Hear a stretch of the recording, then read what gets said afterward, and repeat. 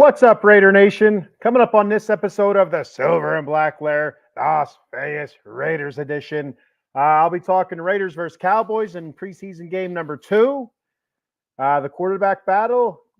Quarterback has been named. QB1 has been named. We'll talk about that. Run defense is also an issue. We'll talk about that. Who stood out in my mind from this past preseason game, and also on the other hand, who did not stand out as much. I will also take a look at the Raiders depth chart and recent moves, and pretty much that'll be it. All right. So we'll talk about that and whatever you guys want to throw out there for comments, questions, whatever. Throw it out there, and I'll post it and we'll discuss. I will be back in 44 seconds.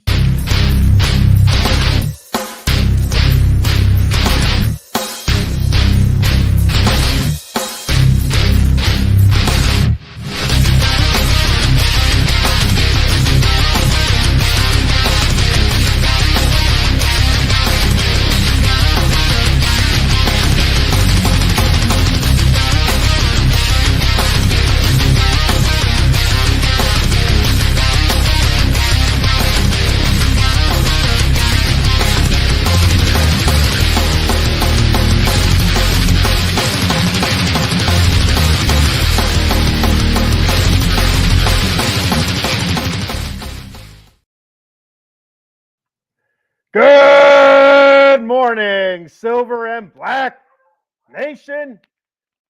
Welcome to the Silver and Black Lair Las Vegas Raiders edition. I'm your host, the Bat Fry, Kenny Fry. Hope everybody is doing well out there in podcast land, Raider Nation. Season right around the corner here. 2 preseason games in the book. Couple losses, but again, I've talked about this before. Preseason doesn't really matter if you win or lose.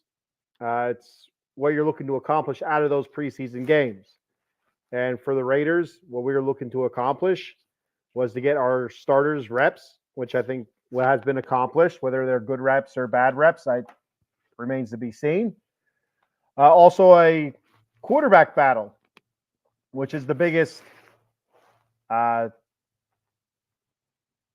takeaway for this preseason so far. This is the biggest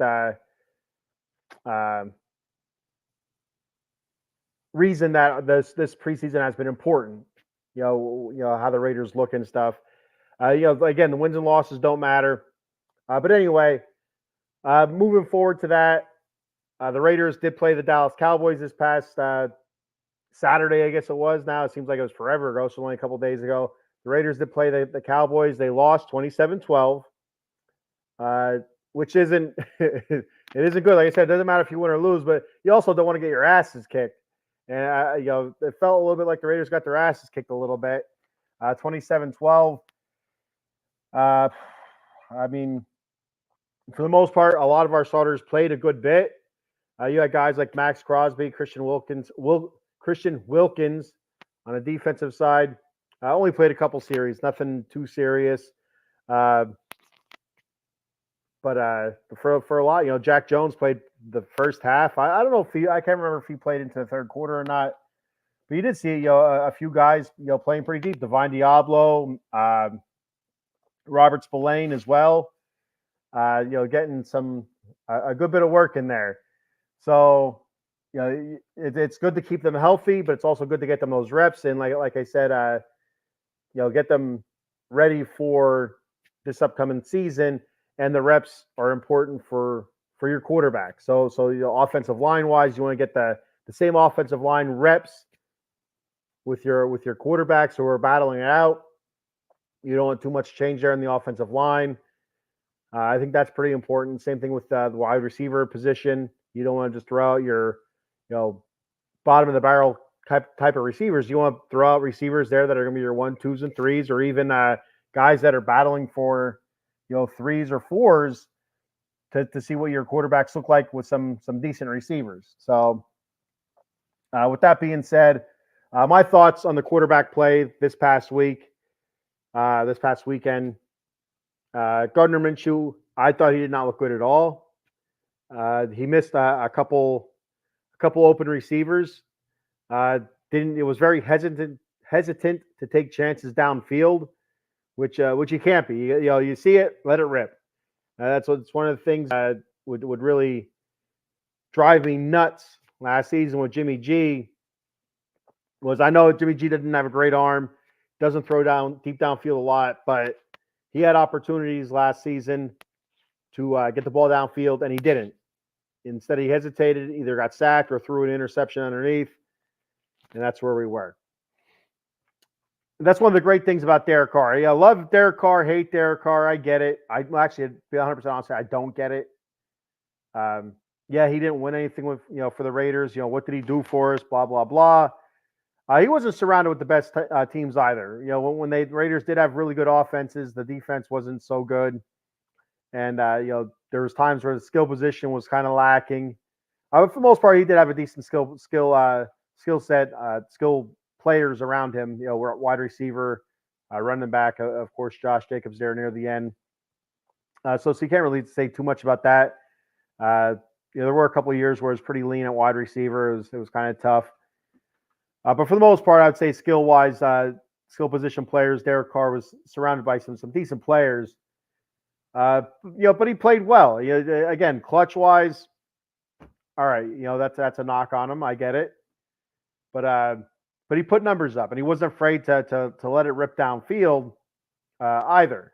And he did have a big arm, and he was able to let loose. It's one of the reasons why I like Aiden O'Connell so much is he does have a big arm. Aiden O'Connell can let it rip. He can get the ball downfield. And Gardner Minshew, I'm not really sure. With him hesitating, throwing the ball deep, that tells me he's going to have a hard time getting the ball downfield. That's not his part of his. He doesn't have a whole lot of confidence, I should say. That's what I'm trying to get at. He doesn't have a whole lot of confidence.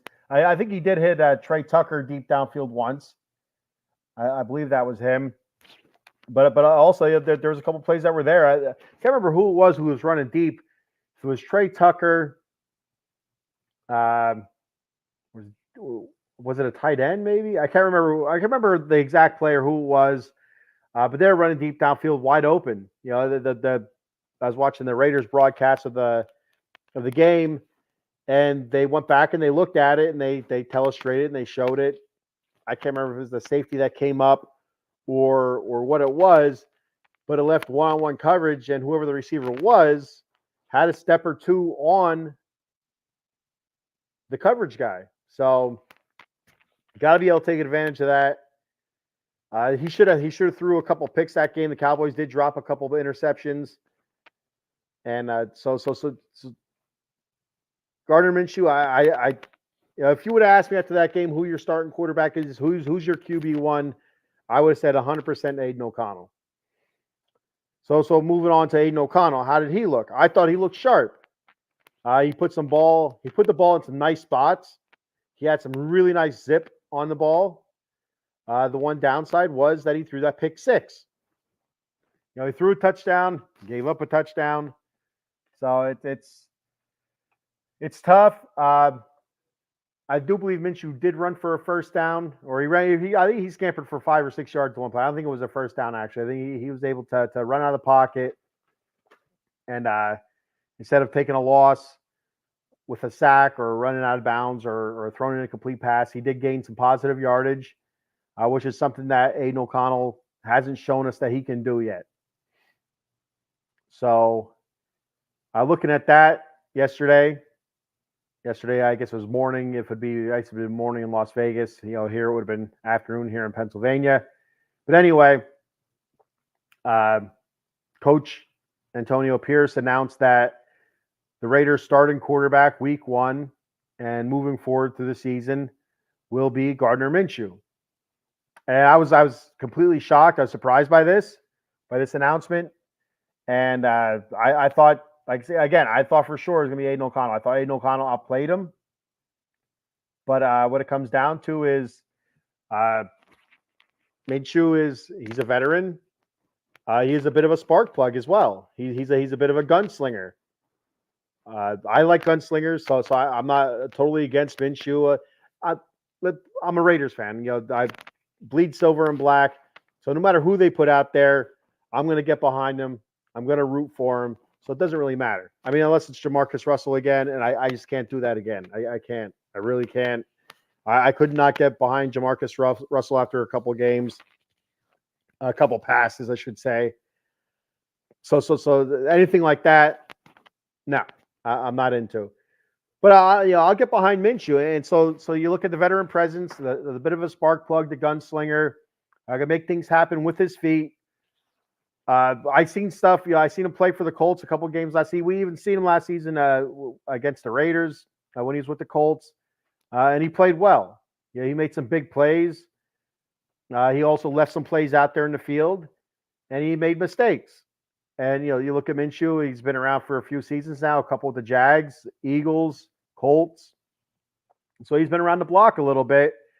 So he brings a lot of experience, though. That's what you kind of look at. He's seen a multitude of different defenses, and he's been in several different offenses. So it's and another reason I think this might be.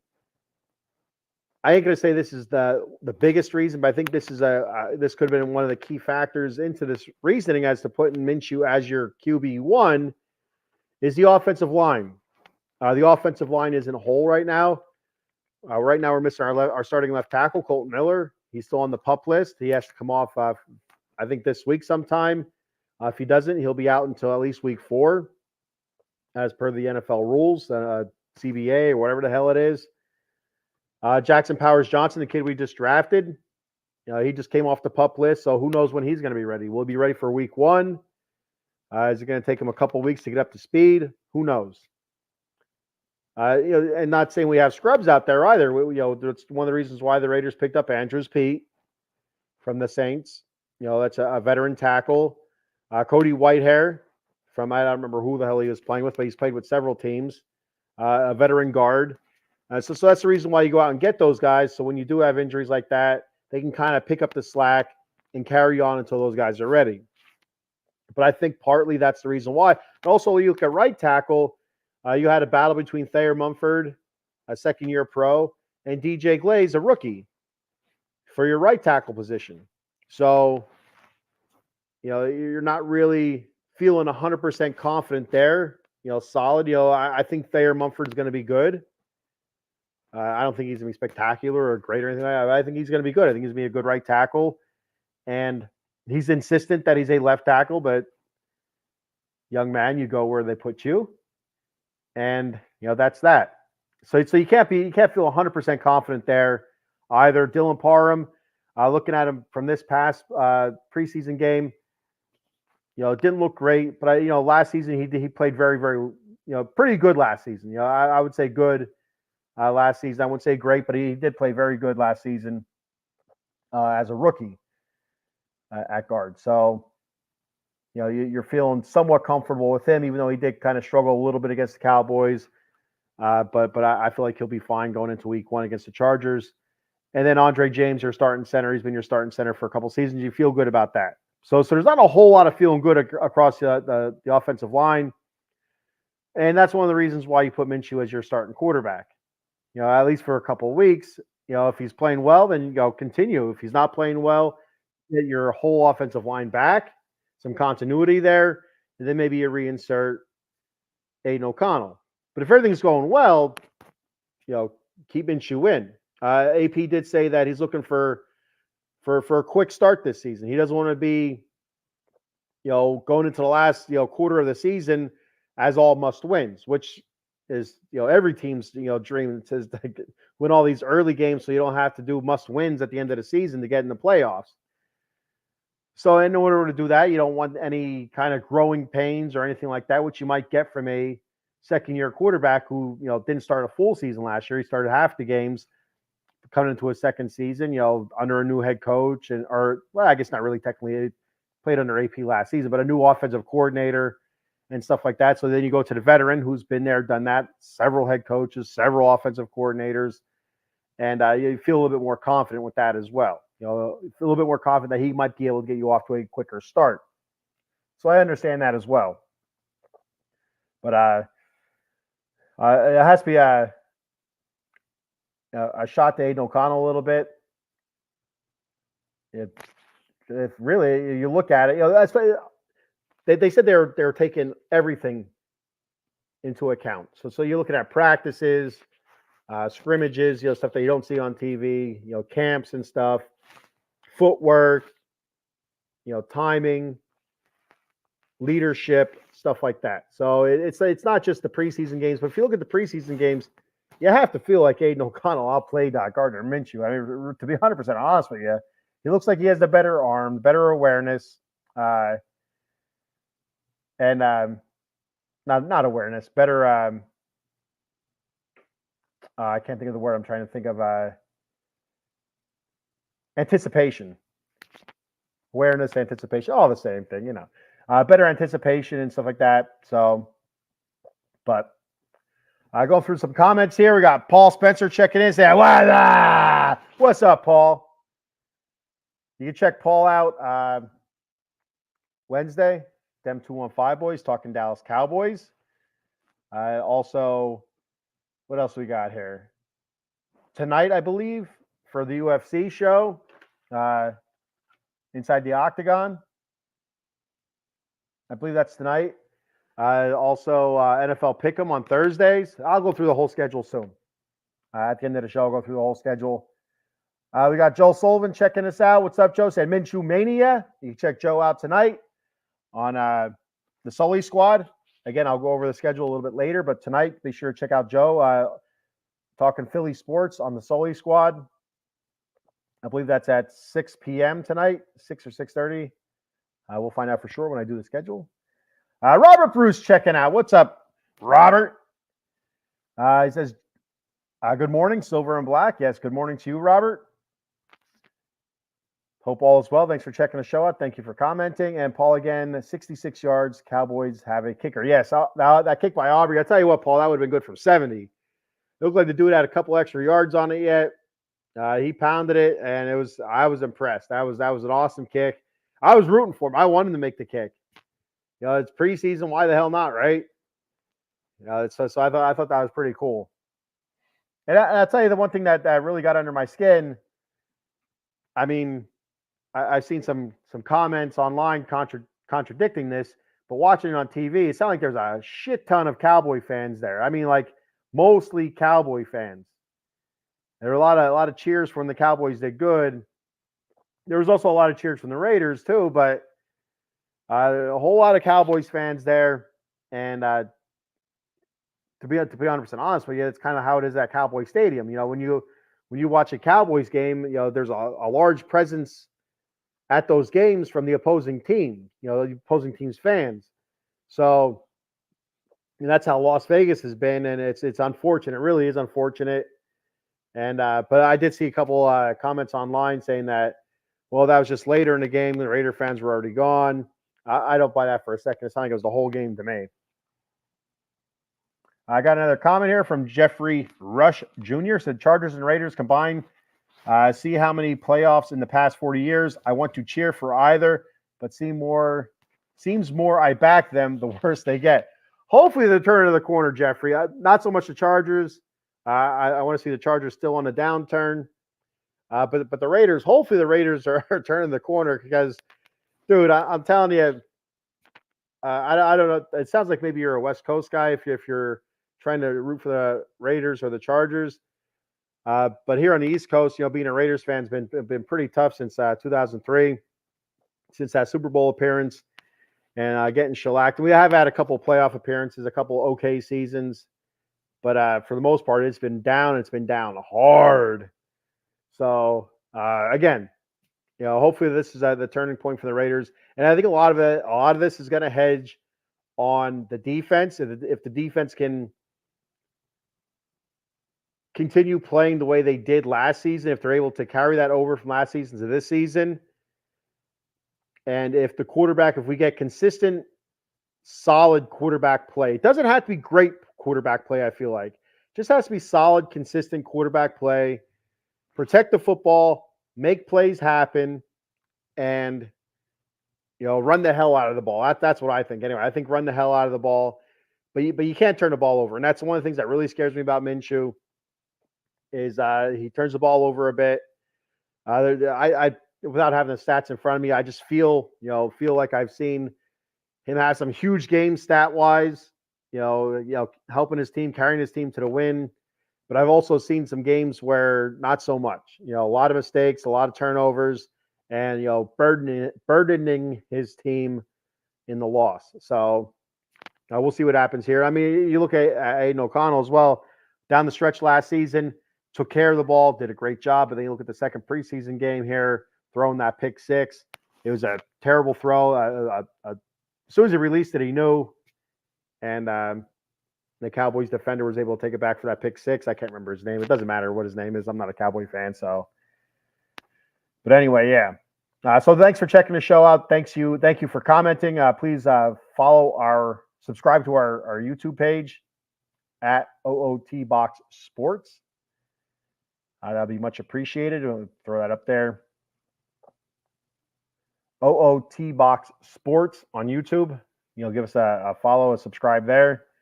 We very much appreciate it. Paul checking in again. Since tonight is UFC Inside the Octagon is postponed. Josh's wife is in the hospital to be determined later this week. All right. So prayers out to Josh's wife and Josh and his family. Hope everything's well. Jeffrey says it's Kelsey, one man. Nobody in the NFL can cover one guy. Really? I don't even know. I can't stand Travis Kelsey. I can't stand the man. He absolutely destroys the Raiders. And I don't know what, it's coming. It's coming. And to be honest with you, I'm sure he does the same thing to the Chargers. But, since I'm a Raiders fan, I see more of it against the Raiders. It's just, and it doesn't matter what it is. 3rd and 15, they'll throw it to him for 10 yards. He'll run 7 more to get that first down. 4th and goal from the 6. They're going to throw it to Travis Kelsey. You know it's going to happen, but still nothing. So, I mean, they got to figure that out, that aspect of it. There's nobody else really that I could think of offhand right now. The Chiefs did make some moves in the offseason to help with the receivers. I can't think of who they were right now off the top of my head, but that's the only person that really scares me is Travis Kelsey. And it's just, they got to figure it out. They got to find somebody physical and it can run with them with some size. I don't know who that is.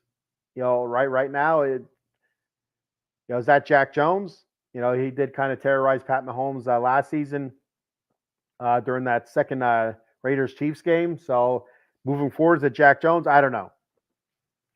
But they definitely need to figure out the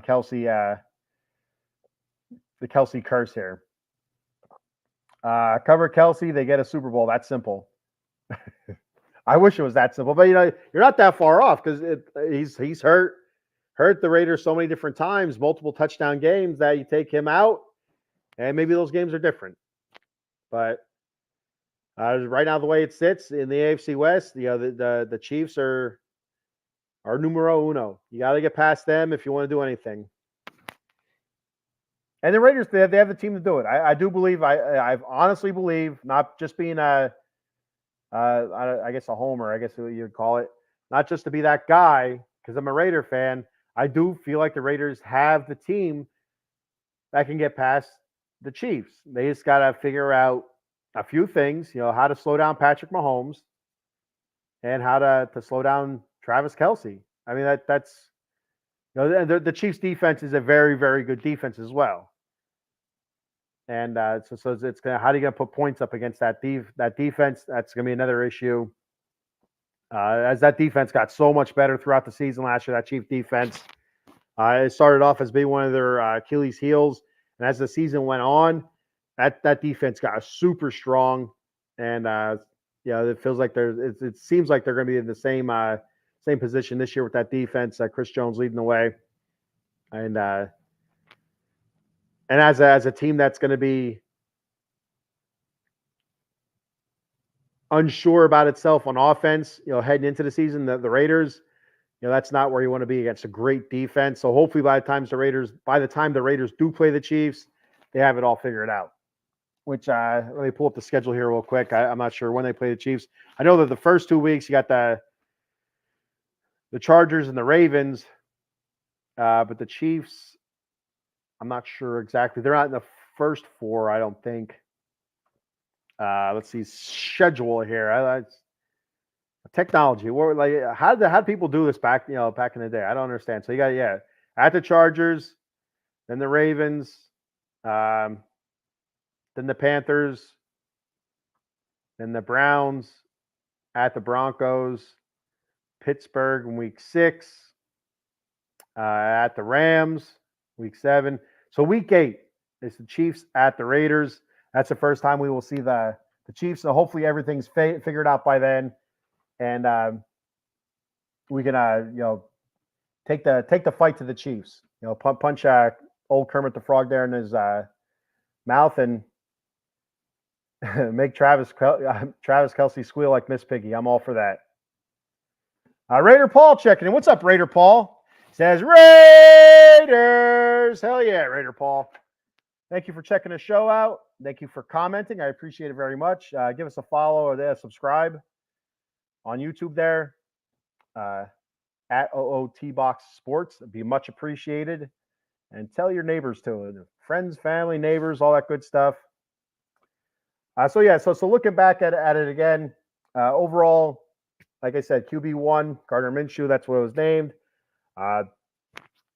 Agree, disagree, it is what it is. That's how they're going. So looking at the combined stats from the 2 preseason games, Minshew was 16 of 33. That's a 47.6%. Completion percentage, 212 yards passing, and 1 touchdown, and that's a rating of 79.4. You look at AOC, 21 of 29, pretty efficient. 72.4% completion percentage, 172 yards, 1 touchdown, and that pick 6 kind of hurt him. That's an 84.3 QB rating. So just stat-wise, again, if you're just looking on the sheet, on the paper, stat-wise, you would say AOC is your starting quarterback. He's your QB1, week 1. And then again, watching the preseason games, the eye test tells me, again, AOC is your QB1. I like the way he throws the ball. He has a strong arm. But again, the way Minshew moves, that might be that might have been the tiebreaker, to be honest with you. Raider Paul says Minshew mania. So Raider Paul, real quick, your thoughts. Do you think the right call was Minshew, Gardner Minshew? Or would you have gone AOC? And again, this I'm not second guessing AOP. Or AP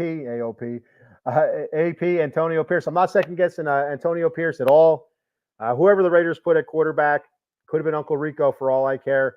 I'm backing him. I am silver and black till I die, and we're going Minshew.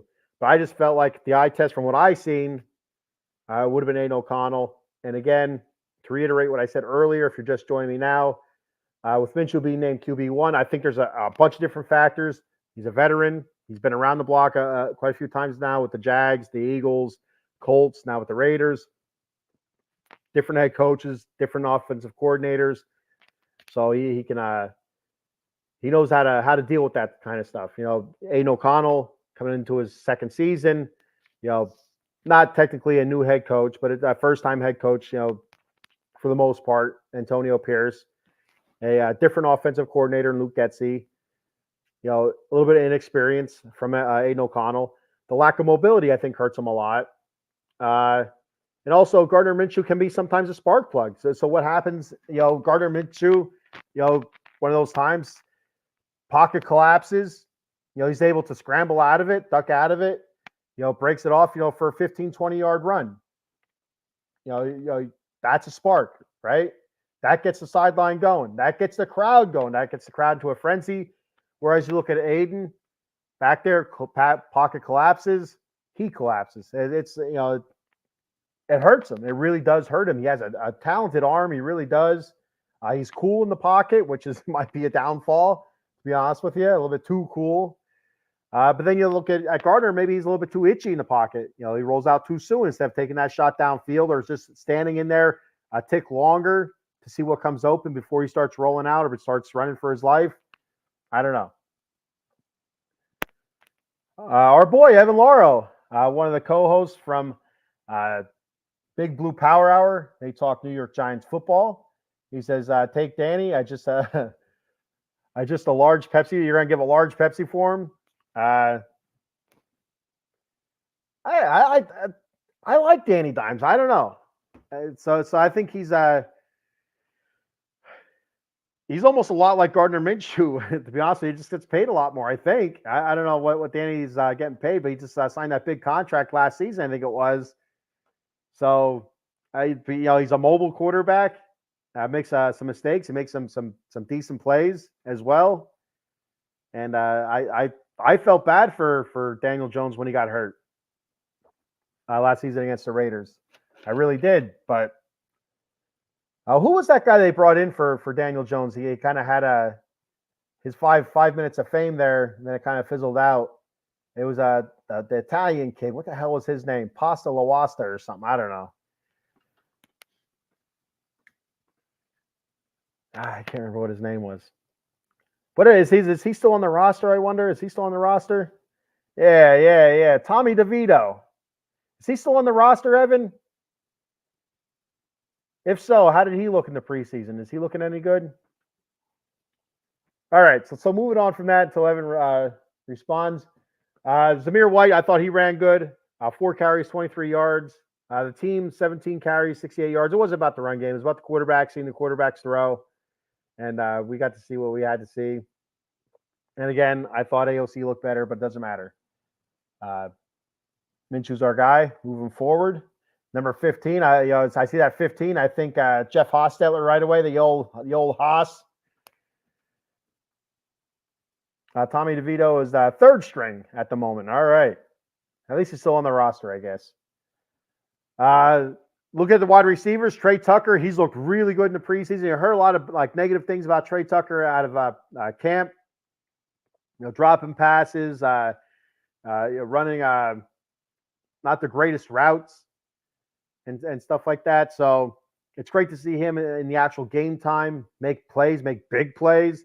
Not only as a receiver, but also in the return game. He also had a nice punt return. I think he had 2 nice punt returns, but the one was called back. Was it a punt return and a kick return, or both punt returns? It doesn't matter. I did have a nice punt return for 40, I think 45, 40, 44, 45 yards, whatever it was. So he's going to be huge. It's great to see him making plays. That's great. Devontae, he did not play at all. Supposedly, Antonio Pierce said that he was a little sore from practice, felt a little tweak or whatever, so he's a little sore. So they did held him out as a precaution. So we didn't see Devontae Adams at all. DJ Turner, I really liked what DJ Turner did. He looked really, really good. Made some nice catches, some tough catches. Ran some really good routes. I think he might have made his way onto the roster. Again, we have another preseason game to go yet. Antonio Pierce said that none of the starters will be playing in that preseason game, so we'll have to. We'll see a lot of the younger guys, and I wonder if DJ Turner's gonna be a part of that group. You'd have to assume he would be. DJ Turner, Christian Wilkinson, as well, another wide receiver looking to make the roster. Michael Mayer, a couple catches. I thought he looked well. He looked good, as well as what the hell's his name? I can't think of it. They're third string tight end. Oh, that's killing me. The cat that they picked up this past off season. I'm gonna have to look it up, and it's gonna irritate me because I'm gonna see the name and I'm gonna be like, oh, that's who it is.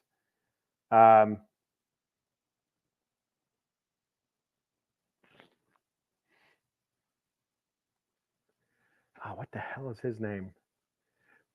It doesn't matter. He had a couple catches, and he looked all right. He did have was a holding call, I think it was, as well. So that was a bit of a downer. Harrison Bryant, damn it! See, technology, it's right there at our fingertips. Harrison Bryant, just not very quick with it. I'm not very discreet either. I have to look down, and so it's not good for podcasting as much, but it is what it is. Jack Jones looked good early in the game. As the game went on, I don't know if he became disinterested because the more of the starters were being pulled out, and he was still out there. But early on, he looked really, really good. A couple passes defense, a couple breakups. Very good there. The run defense looked like crap, and I don't I take that with a grain of salt. I really do. I don't think the run defense is going to be great this season. I think it's going to be better than what we saw this preseason so far. Max Crosby only played like two series, maybe a couple snaps. Christian Wilkins, same thing. When those guys are in there, Max Crosby is good for at least a few TFLs, tackles for losses. Stops in the backfield and stuff. So he's good for at least a couple of those. John Jenkins, Adam Butler, they're good up the middle. John Jenkins, Adam Butler is more of your pressure type defensive tackle, gets upfield a good bit more than what John Jenkins does.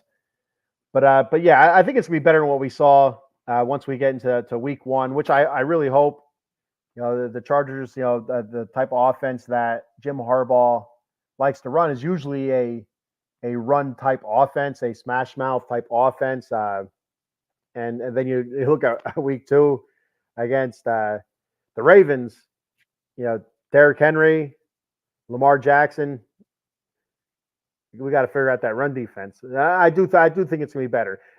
Another thing that I did see I didn't like so much was playing against Trey Lance. The Raiders, made him look like a QB1. They made him look like the best quarterback in the league. He was 15 to 23, 151 yards, a touchdown pass, 7 rush for 34 yards. There was the one play where I think it was Trey Lance rolled to the outside and there was nobody out there. And then when they showed the replay, I think it was Trey Lance. I don't think it was a running back. But we had a guy step up and just didn't hold outside contain. And that's inexcusable. And when you facing these mobile quarterbacks, we're going to see several this season. Patrick Mahomes is a mobile type quarterback. Even though he throws for a ton of yards, he can move. He can get outside. He can make things happen with his feet, and you have to bottle him up. Herbert, same thing. When he's healthy, he can move in the pocket. Lamar Jackson, the kid from Cleveland, I can't think of his name right now. The massage sexual predator guy. You know what I mean? I can't think of what. I don't know what his name is. So that's what I'm going to call him. It is what it is. It's silver and black Lair. That's what we do. Call it like I say it. But anyway, they're all mobile quarterbacks. And so we got to figure that stuff out. We got to be able to, keep these guys contained, keep them bottled up, not let them get to the outside. Because if they can, they're going to do it all day, all game. And I seen Robert Spillane, Divine Diablo, making tackles, 4 or 5 yards downfield instead of stepping up into a hole or scraping, better, across, scraping across the line better. I didn't see that. Again, I'm watching with the angles. I'm not watching, what the coaches get to see, the type of film that they get to see. I'm just watching what they're showing me on TV. So I'm not getting the whole gist of it. But still, these guys are not getting a field at all to make plays in the backfield or make plays at the line of scrimmage. They're catching instead of, they're the nail right now instead of the hammer. So I got a little toy hammer here. It's a real hammer. It's just tiny from Lowe's. I don't know, get off subject here, but Lowe's, they have these little home projects you can do with your kids, where it's like a build-a-set. I can't remember the exact I think it's called Build and Grow set. And they come with little tiny penny nails that we used to call them when we were kids, penny nails, and a whole like instruction manual. But they give you this little hammer. It's again real hammer. Can do some damage. So when I'm holding those little nails for my 5-year-old and he's hitting it, I get a little bit nervous. So it's the son. Short, precise whacks. Don't reach back and whack down like this on daddy's fingers. Little precise whacks. Quantity, quantity and a little bit of quality. We don't want the whole, wind up and, the power meter to 1,000 and then the aim is off. I don't need that. Not at all. What else? So yeah, looking at the Raiders' run defense, Deuce Vaughn, he carried the ball for the Cowboys 5 times, 34 yards. Royce Freeman, 7 carries, 32 yards. Both those guys, ran roughshod over us. Again, I take it with a grain of salt, just because, yes, some of our starters were in there, but not all of our starters were in there.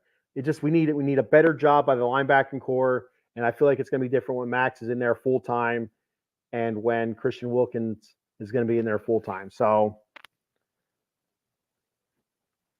4 yards per down. Pros paid millions, struggling to figure this out is embarrassing. I agree. I do agree. But again, once we get to week 1, let's see what happens. And offensively, defensively, and really see how it meshes. And none of the starters are going to play Friday night against the 49ers. So basically, we're just sitting back and waiting for week 1 now. See, this is what we got. Look at the depth chart real quick. I wrote down a depth chart. So this is what it's going to look like. I'm thinking week 1. This is what I think. Unless the whole Colton Miller, JPJ are inserted or not. But of course, Minshew is your QB1. Wide receivers: Devontae Adams, Jacoby Myers, Trey Tucker, DJ Turner. I do expect to make the team and get some looks as well, because I think he's earned it. Brock Bowers is your tight end. Michael Mayer, is also there. Zamir White as your running back, is your starting running back. He'll be sharing carries with Alexander Mattison. He hasn't really impressed me all that much, to be honest with you. But I really like Zamir. I think Zamir he's looked good. He hasn't carried the ball a whole lot. You really don't want to give your running back the ball 10, 15 times in the preseason per game. That's just hits that he doesn't need to be taken right now. So this is where it gets interesting with your offensive line. A left tackle, Andrews Pete, I think is going to start week 1. Cody Whitehair, I think, is going to start week 1 at left guard. Center, Andre James. Right guard, Dylan Parham. And I think your right tackle, I think Thayer Mumford will get the nod over DJ Glaze. I think Thayer Mumford has played decent enough to get the starting nod over DJ Glaze anyway. And then again, that could change if Colt Miller comes back this week, like I'm hoping he does. He's been around the block. He's one of the better left tackles in all the league. You can insert him right away in the week 1. Some practices, some contact at practice, he should be ready to go. But if not, if he doesn't get cleared, or if he gets cleared but is still injured a little bit, still working through it, then I don't think he'll play at week 1, maybe not even week 2. Jackson Powers Johnson, again, hasn't been working with the team yet, but he's off the PUP list, so that's good. But again, I don't expect to see him against the 49ers. I don't know if he'll get any live contact in practice. If he doesn't, then I wouldn't expect him week 1 at all, not even rotationally. So maybe week 2 for him. So that's why I have Cody Whitehair starting. And I think Dylan Parham will be your right guard. Looking defensively, Max Crosby, of course, a defensive end. John Jenkins, Adam Butler, defensive tackle. Christian Wilkins, defensive tackle again. Now you look at Christian Wilkins and Max Crosby. These guys play every down, every snap. Max, I don't know what the percentage was last season. I think it was like 94, 95% of the snaps he played. By far it was the most at his position. And Christian Wilkins, I believe he was in the 90s as well, the low 90s. If I remember correctly, I remember hearing it, but I'm pretty sure it was the low 90s. So he doesn't come off the field either. Malcolm Kuntz, right defensive end. Tyree Wilson, filling in defensive end, defensive tackle. So I wouldn't be too surprised if you see a 3rd and long. If you see a package where it's Christian Wilkins, Tyree Wilson on the inside, and Max Crosby and Malcolm Kuntz on the outside. I wouldn't be too surprised if you see Max Crosby stand up and drop back, almost kind of like a linebacker. It's like walking around the line to confuse the offensive line. So then your 3 down defensive linemen on a certain passing down, it would be your Tyree Wilson, Christian Wilkins, and Malcolm Kuntz with kind of roaming around, Max Crosby looking for a point of attack. So I wouldn't be too surprised if we did see that a little bit last season. I think him standing up and moving around, while the quarterback's calling out cadence and stuff like that. So Divine Diablo, linebacker, Robert Spillane, linebacker. We haven't seen the rookie yet. Oh my God, I'm so bad at names. Driving me insane. Eichenberg, Tommy Eichenberg. There it goes. Like that came to me. Tommy Eichenberg, I guess he's been seen wearing a compression cast or whatever on his leg. I'm not sure what that's for, what the issue is, but he is dealing with something. And so I wouldn't expect him anytime soon. The Raiders did pick up a linebacker, which I'll go over in a minute, off of waivers. But Divine Diablo, big fan of Divine Diablo. I like his games. Robert Spillane's awesome. Was awesome last season. Hopefully he carries that over to a second season here. And you're looking at the defensive backfield. You have Marcus Epps at strong safety. Free safety, Trayvon Merrick. Cornerback, Jacorian Bennett. It's looking like he might get the nod. Brandon Faison as well. He can always hop in there. The Kamarian Richardson, the rookie. He's listed as a 2 right now, 4th-round pick. Then you have Nate Hobbs as your nickelback. So I still feel good about the defense.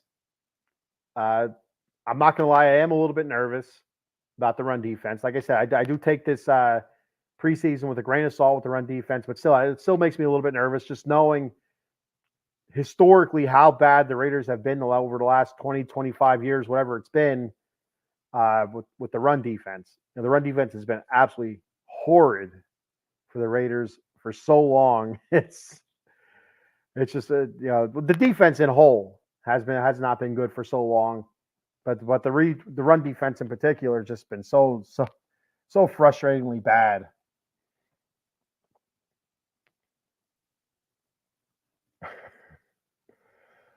Jeffrey says 1 yard, 3 feet, 6-foot player paid millions, can't get 6 feet and fall. I get it. You know what? To be honest with you, there's so many different times where it's like 3rd and an inch, 3rd and 2 inches, and it's like just fall forward, But the guys across them get paid millions of dollars as well.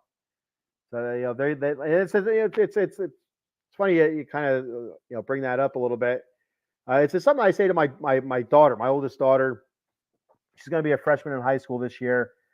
She plays travel softball. That's her first love is travel softball. Softball in general is her first love.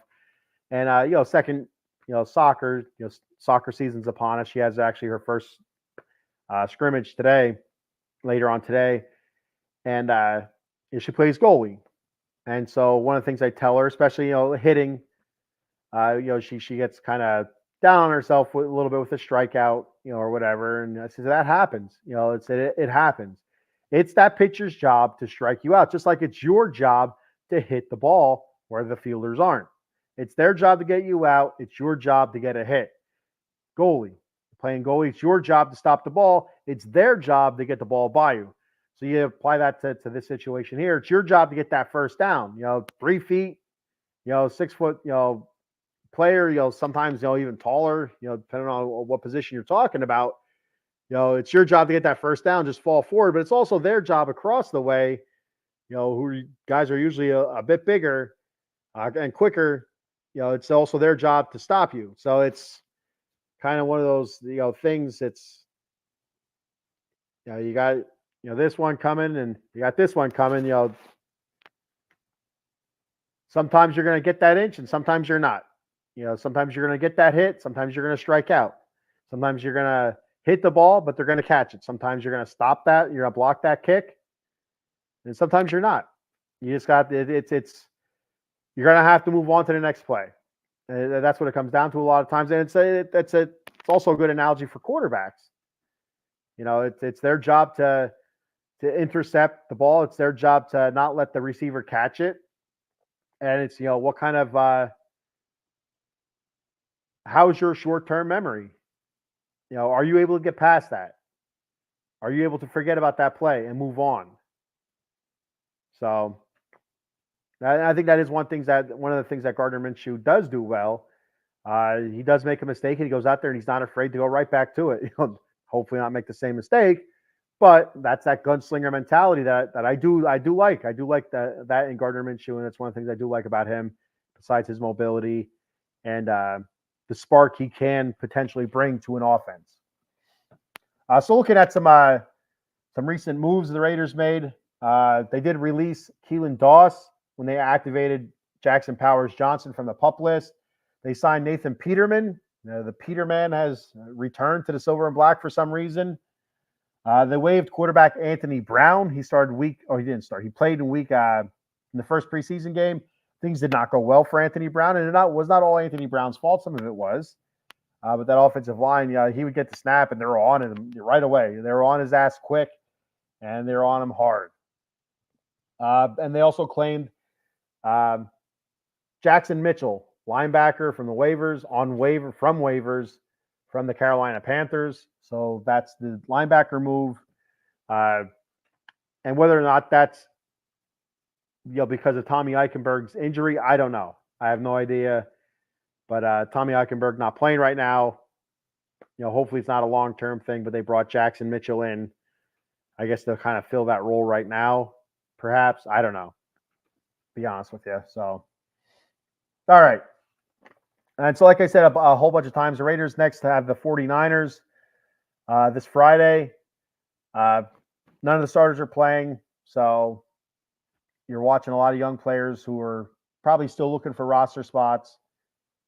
And not long after is when the teams have to trim their rosters down. So, the cuts start happening, and this final preseason game is gonna tell you a good bit as to who might make the roster.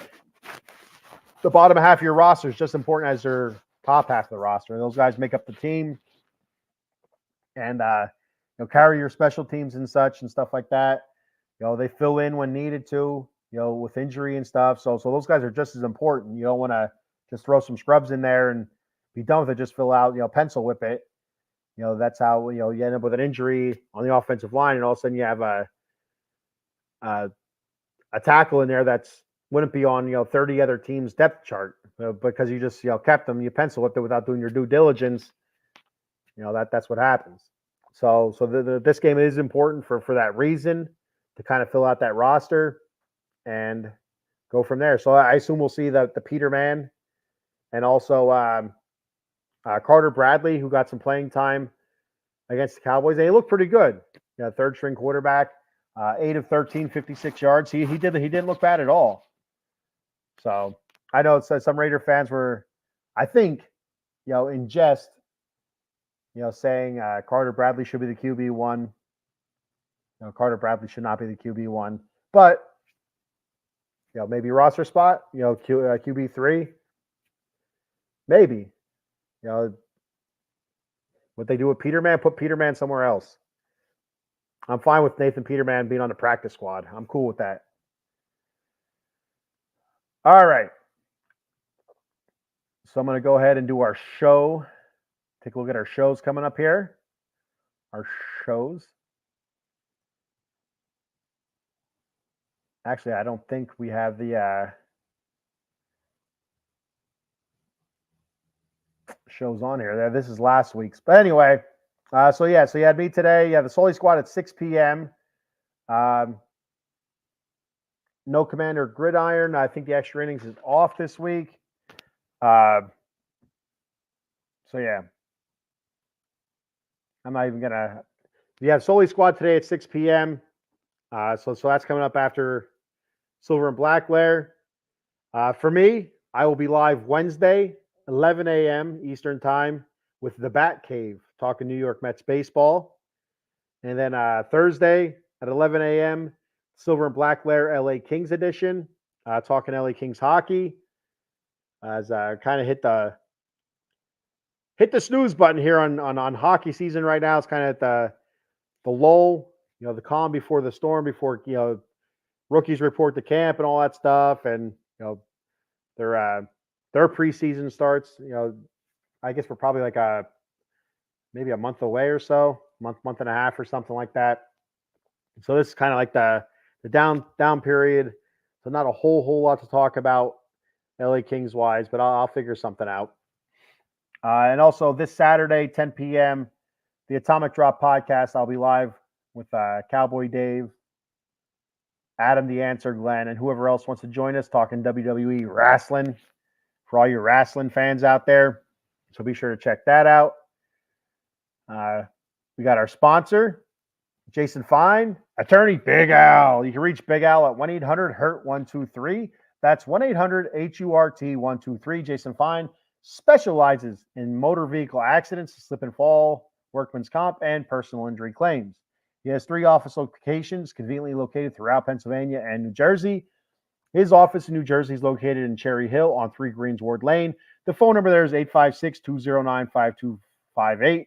And in Pennsylvania, he has an office in Pittsburgh, located on 500 Grant Street, Suite 2900.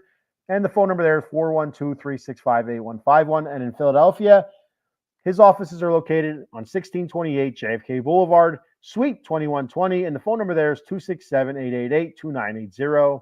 That's Jason Fine, attorney Big Al. All right. So that is all I have for today. Just quick review. QB1, Gardner Minshew. Run defense. I think it's going to be better than what we've been seeing once all the starters are in. I really like Trey Tucker. Can't wait to see Devontae Adams out there. I'm excited for the season. I really am. I'm excited for the season.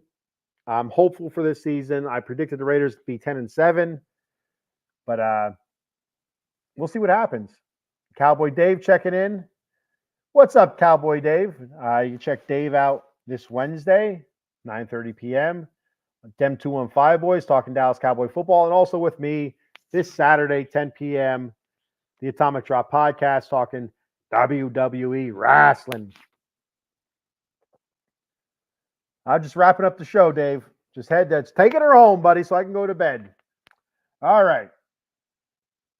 So, yeah, I'm ready for the season. I'm ready to get the season started. I'm excited. I can't wait to kick the Chargers' ass. The San Diego Chargers of Los Angeles, or the Los Angeles Chargers of San Diego, however you want to say it. That's how I'm going to say it. Los Angeles Chargers of San Diego. So, yeah, I'm ready. All right. Thank you, everybody, for checking the show out. Thank you to those who commented. Please like, follow, and subscribe to our Facebook page, YouTube. Most importantly, YouTube. Please subscribe to our YouTube channel. Appreciate it very much. That, again, the YouTube channel is OOT Box Sports. Let me pull it up here again real quick. OOT Box Sports is the YouTube channel. Check it out.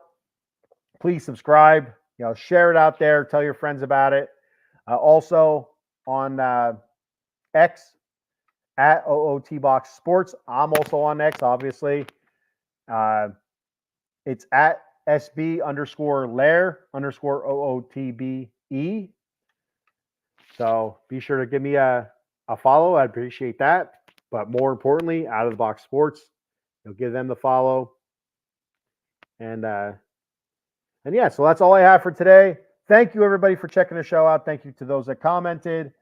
That's the last time I will say that now. And I say it every week, and I mean it.